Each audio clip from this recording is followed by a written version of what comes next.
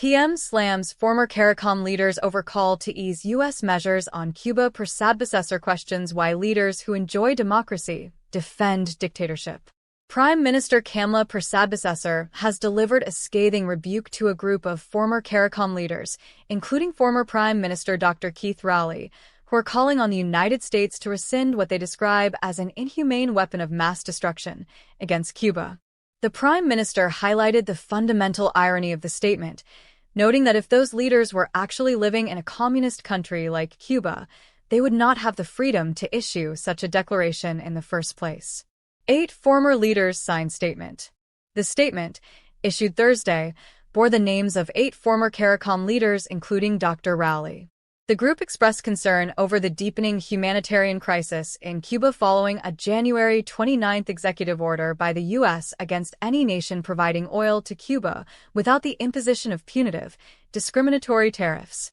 The former leaders characterized the measure as economic warfare that inflicts unconscionable suffering on the Cuban people. Issue expected at Caricom Summit.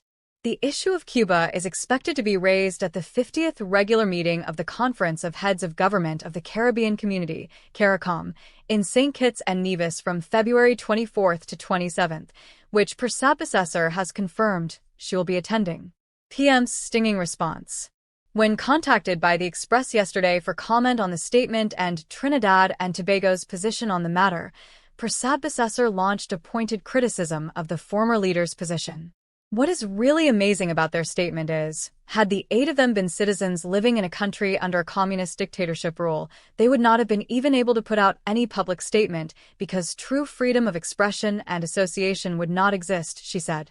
The Prime Minister added that people who live in democratic societies and vociferously support dictatorship and communism would never want to live under a communist dictatorship themselves. Democratic elections versus communist rule.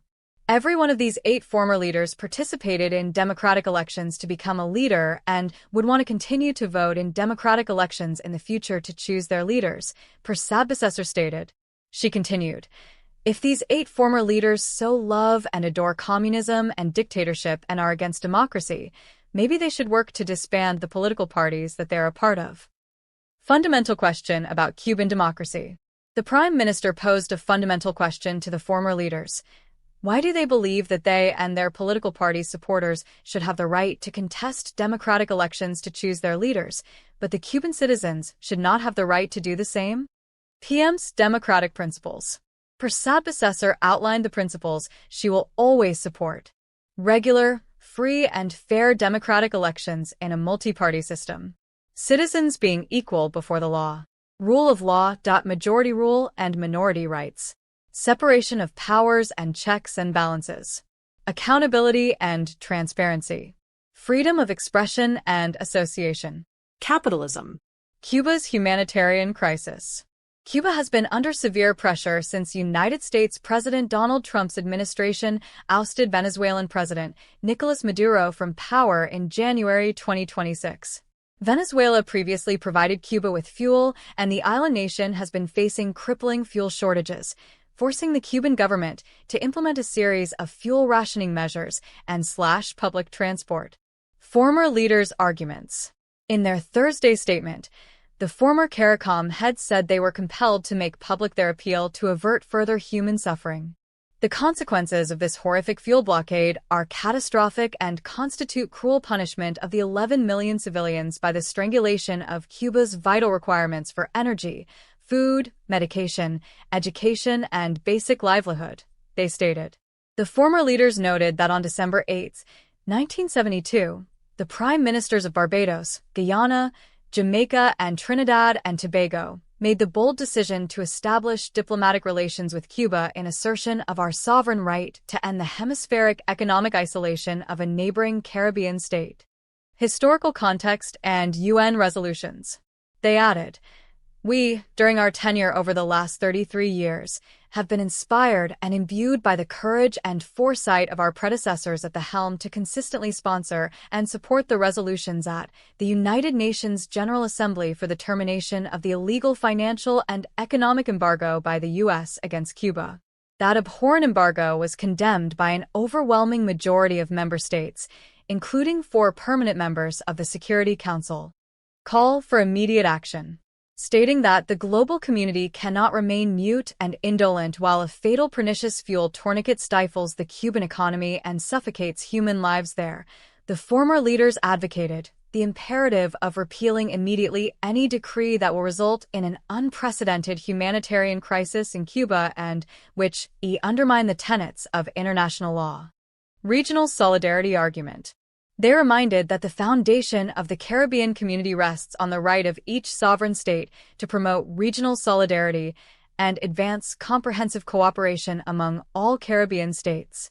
We believe that the Caribbean citizenry will support any decision by our leaders to render tangible material support to our brothers and sisters in Cuba at this time of need, they added. Rejection of might makes right. We dare not depart from this path and must now fulfill our sacred duty to appeal for the exercise of our shared humanity in responding to the terror of economic warfare against the Cuban people. We will never accept the doctrine that might makes right. Economic warfare waged on differences of ideology and political systems is no less odious in our single universe than military invasion anywhere for territorial aggrandizement, the former leaders argued. They endorsed the findings of UN human rights experts that the executive order is a violation of international law and called on the international community to provide Cuba with desperately needed humanitarian assistance. Fundamental divide on display. The exchange highlights a fundamental divide in Caribbean political thought between those who prioritize democratic governance and human rights, including the right to free elections, and those who emphasize regional solidarity and anti-imperialism, even when it means defending authoritarian regimes. Prime Minister Persad-Bissessar's sharp response makes clear that her government will not support positions that defend communist dictatorships at the expense of democratic principles, even when those positions come from former regional leaders, including her predecessor, Dr. Keith Rowley.